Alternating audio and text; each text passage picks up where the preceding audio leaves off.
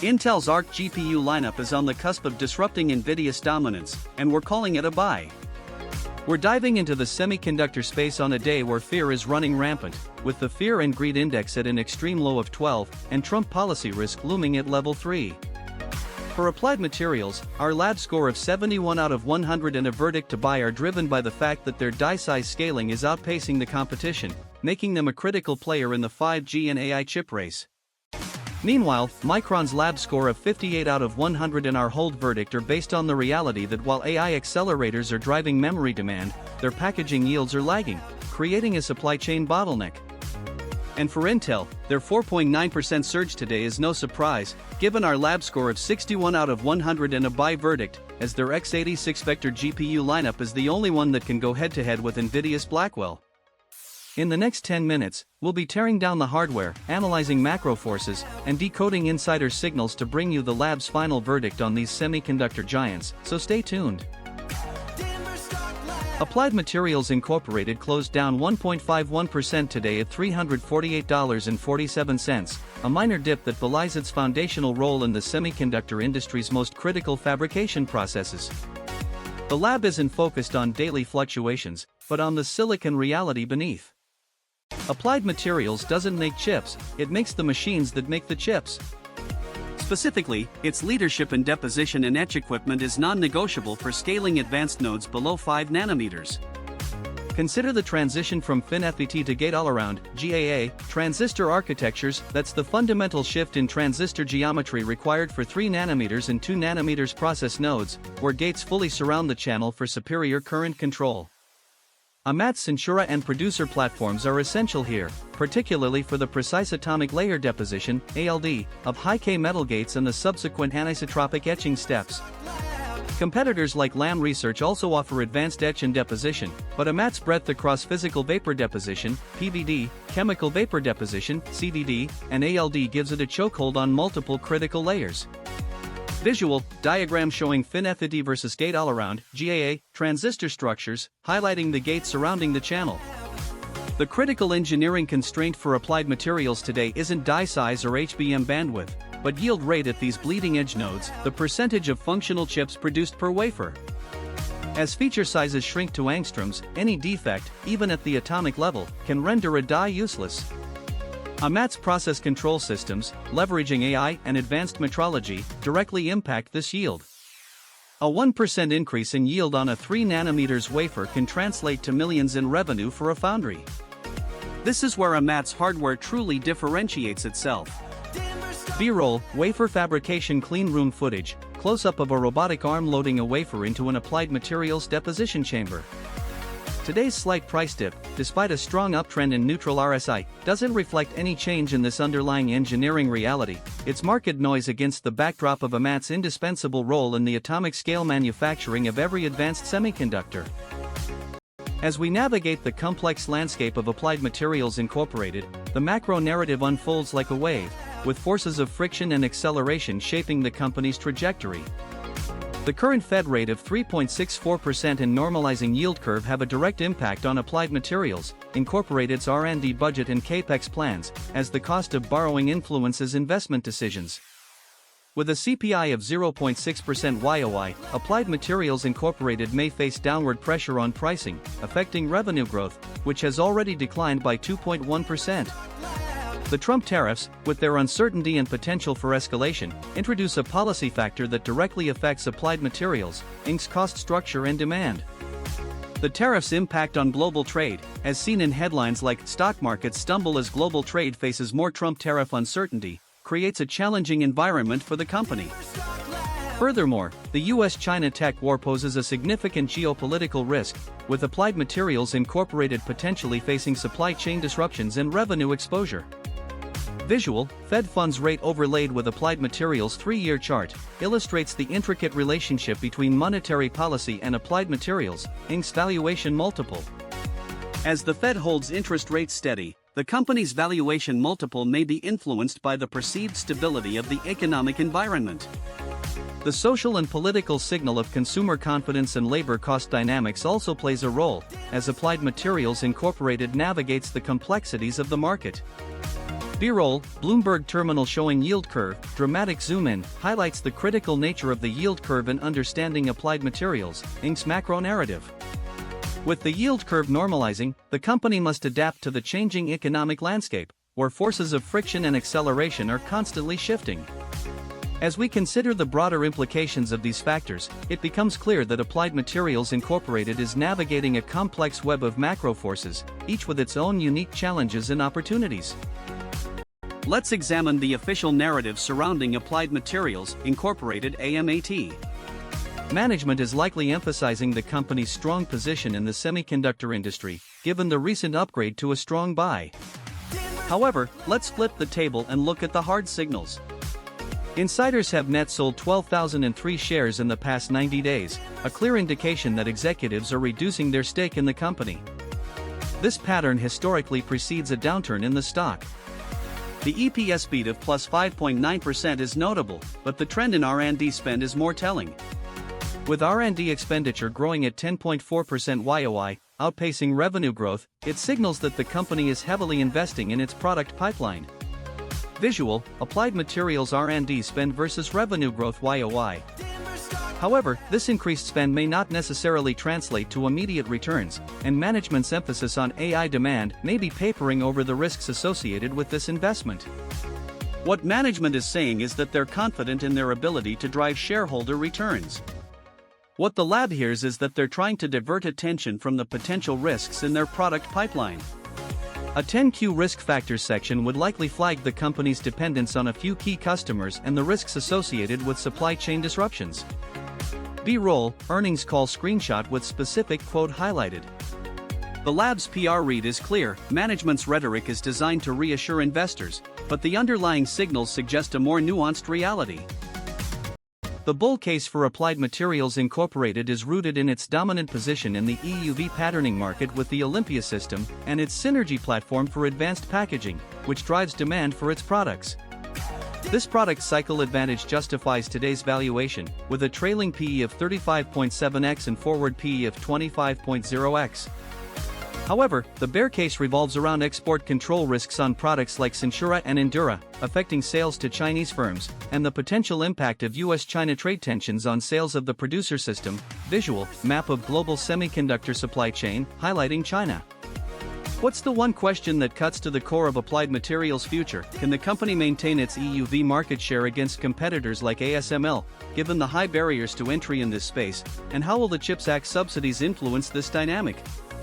The lab's answer is that while ASML is a significant competitor, Applied Materials' existing customer relationships and the subsidies from the CHIPS Act will help maintain its market position, especially in the US market.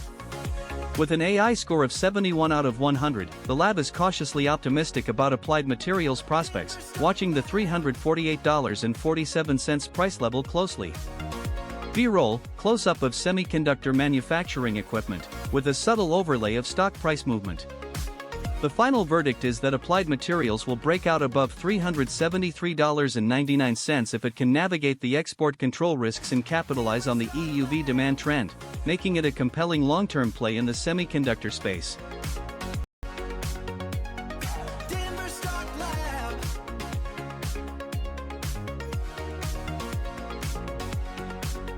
Micron Technology, Inc.'s price closed down 0.44% today at $366.24, reflecting a bearish session.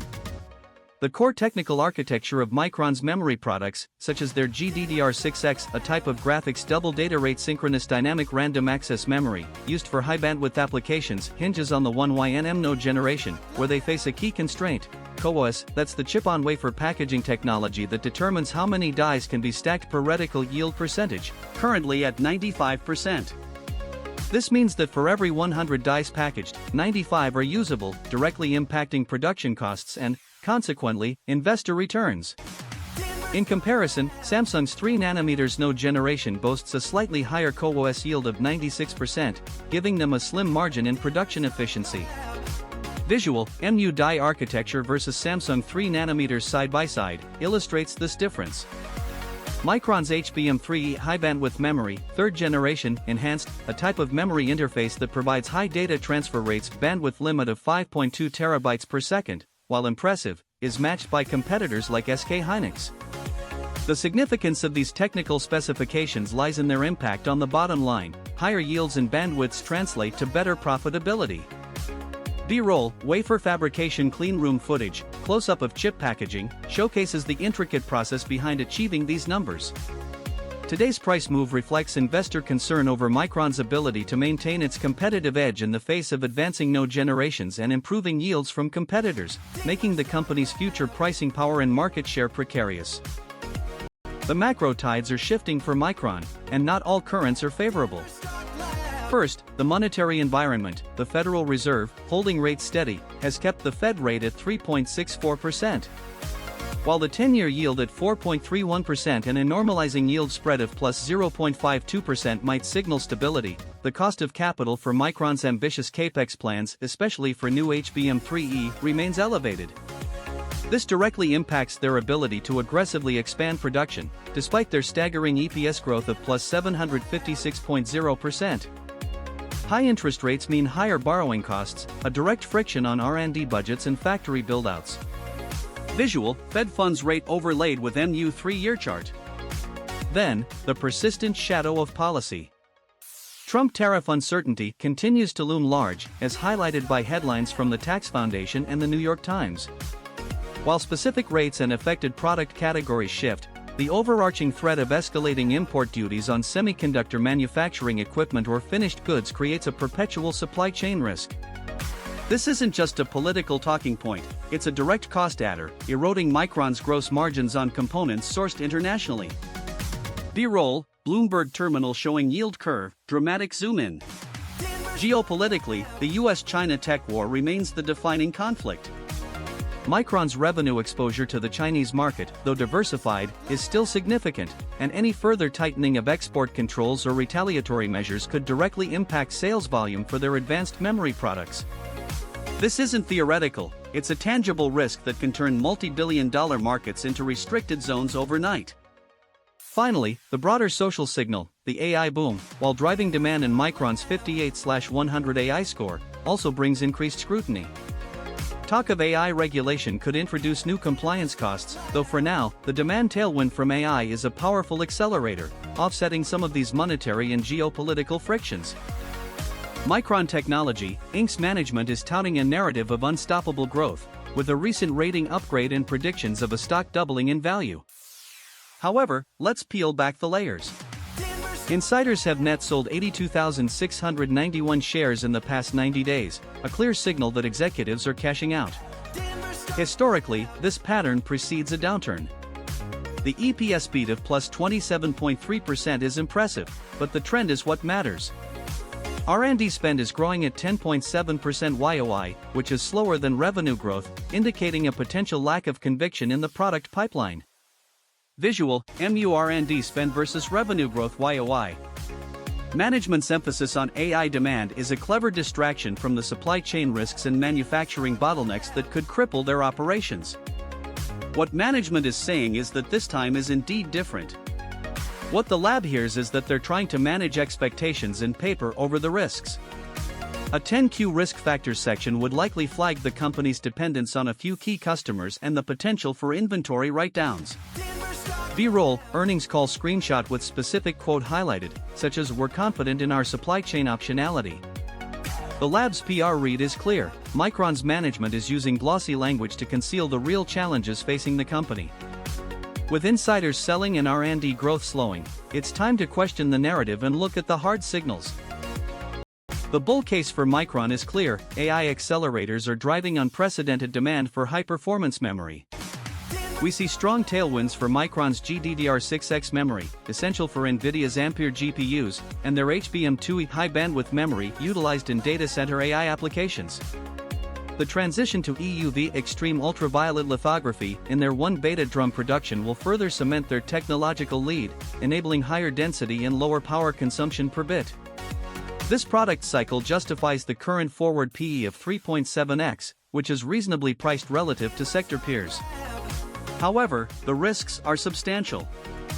The U.S. export controls on China directly impact sales of Micron's DDR5 memory chips, particularly to customers like Huawei, creating a significant revenue headwind. Furthermore, the potential for oversupply and pricing pressure in the broader DRAM market, especially if Chinese manufacturers like INTC Yangtze Memory Technologies Company ramp up production of their 3D NAND flash, remains a critical downside risk. Visual chart showing historical DRAM pricing trends and YMTC production capacity ramp. B-roll, Micron HBM3E stack on a test bench, macro shot, the pro-level question that cuts to the core. How does Micron intend to mitigate the yield impact and cost structure of its advanced packaging, specifically XCLA flash memory, as defect densities increase with smaller geometries in AI and 5G applications? The lab's answer: while the CHIPS Act provides capital for domestic manufacturing, the true test will be Micron's ability to drive down CoWoS, chip-on-wafer-on-substrate packaging costs and improve yield rates for these complex dies, particularly for its LPDDR5 chips manufactured in Taiwan, which remain exposed to geopolitical supply chain risks.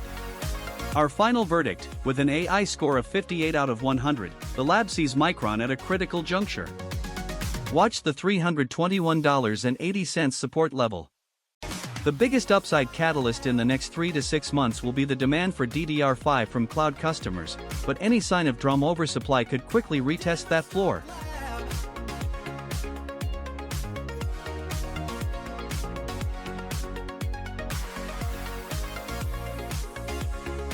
Intel Corporation closed up 4.89% today, reaching $50.38, a move we attribute directly to emerging clarity around its next-generation process technology.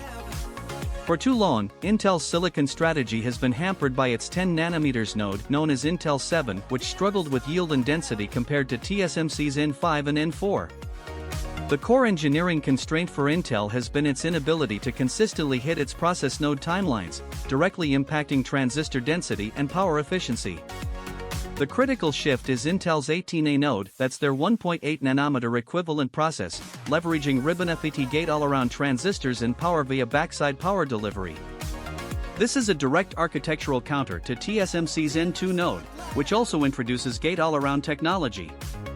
Intel's current generation, like the Xeon Emerald Rapids, is still built on Intel 7, resulting in larger die sizes, often exceeding 400mm superscript 2 for server parts, and higher TDPs, thermal design power, that can push past 350 watts, compared to AMD's Genoa, which utilizes TSMC N5 for smaller, more power-efficient chiplets. The 18A node promises a 10 to 15% performance per watt improvement over Intel 20A, its predecessor, and a significant density increase.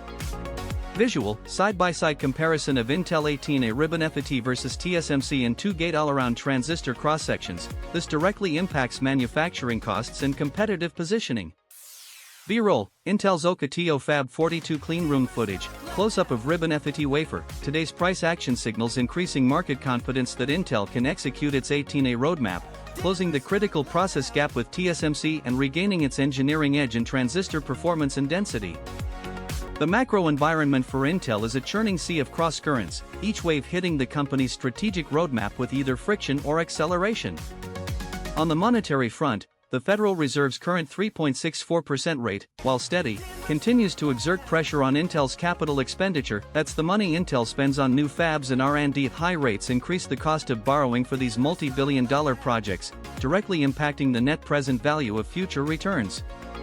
The normalizing yield curve, with a positive 0.52% spread, signals a return to a more conventional economic outlook, yet the 0.6% year-over-year CPI, Consumer Price Index, a measure of inflation, means Intel's operational costs, from raw materials to labor, are still expanding. Visual, Fed funds rate overlaid with Intel 3-year chart. Policy, particularly the lingering threat of tariffs, remains a significant drag. Headlines repeatedly point to Trump tariff uncertainty affecting global trade, creating an unpredictable landscape for Intel's complex global supply chain. While no specific tariff rate is identified in our data, any imposition on semiconductor components or manufacturing equipment would directly inflate Intel's cost of goods sold, eroding gross margins. Geopolitically, the US-China tech friction continues to be the dominant force. Though not explicitly detailed in our data, the broader global trade uncertainty directly impacts Intel's ability to sell its advanced silicon into the Chinese market, a critical revenue stream. Any further export controls, specific restrictions on technology transfer, would directly cut into Intel's market access for high-performance computing and AI chips. B-roll, Bloomberg terminal showing yield curve, dramatic zoom in. This isn't just about sales, it's about the long-term R&D feedback loop that global market access provides. Finally, the social and political sentiment around AI regulation is a nascent but growing wave. While Intel's AI score is 61 out of 100, indicating substantial investment, an increasingly cautious regulatory environment could add compliance costs and slow market adoption for certain AI applications, directly impacting Intel's strategy in this critical growth area. These macro forces are not abstract, they are the bedrock beneath Intel's every strategic decision. Intel Corporation's management is out there right now whispering the same AI fairy tale every other chipmaker is peddling. AI demand is insatiable. They trot it out in every keynote, every press drop, because in 2026 AI is the glossy varnish that turns a 15-cent gross margin into a growth narrative. But here's what the hard signals scream back. Insiders have sold 14,118 shares in the past 90 days, plain English, executives are taking chips off the table while the PR bots tout long-term secular tailwinds. That's not caution, that's a neon exit sign. Then look at the numbers. The EPS beat by 80.9% last quarter? A rounding error dressed in lipstick. Strip it away and you see R&D collapsing 16.8% year-over-year to $13.8 billion, a mere 26.1% of revenue. When R&D shrinks faster than sales, the pipeline is starving, not sprinting. Management calls it strategic capital allocation, but auditors would write product cadence risk in bold on a 10Q. They'd flag the same sentence we just decoded, they're still chanting AI demand, yet they're quietly throttling the engine that turns silicon into AI chips. What management is saying is, trust the AI megatrend. What the lab hears is, don't ask where the next wafer starts. Visual, Intel R&D spend versus revenue growth YoY stacked bar chart showing R&D line sinking 16.8% while revenue ticks up 3.7%.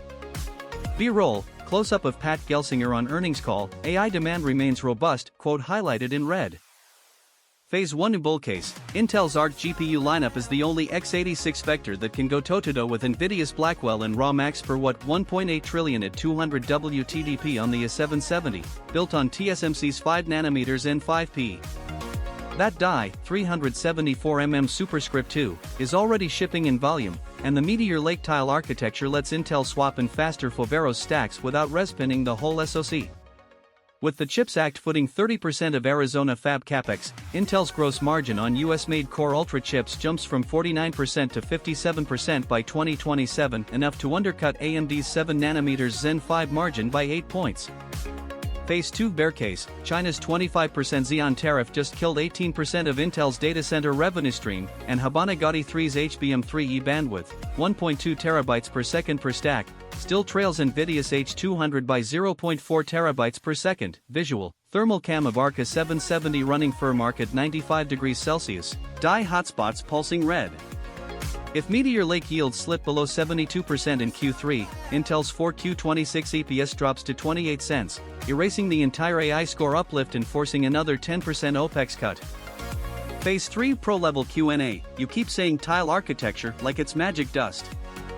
How many reticle shots of EUV does Meteor Lake actually use? And what's the CoOS yield floor before Intel's Foveros tiles become unprofitable?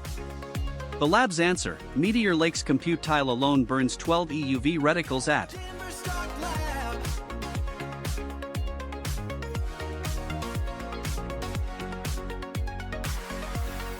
The lab's top signal today, Applied Materials scores a strong 71, a buy.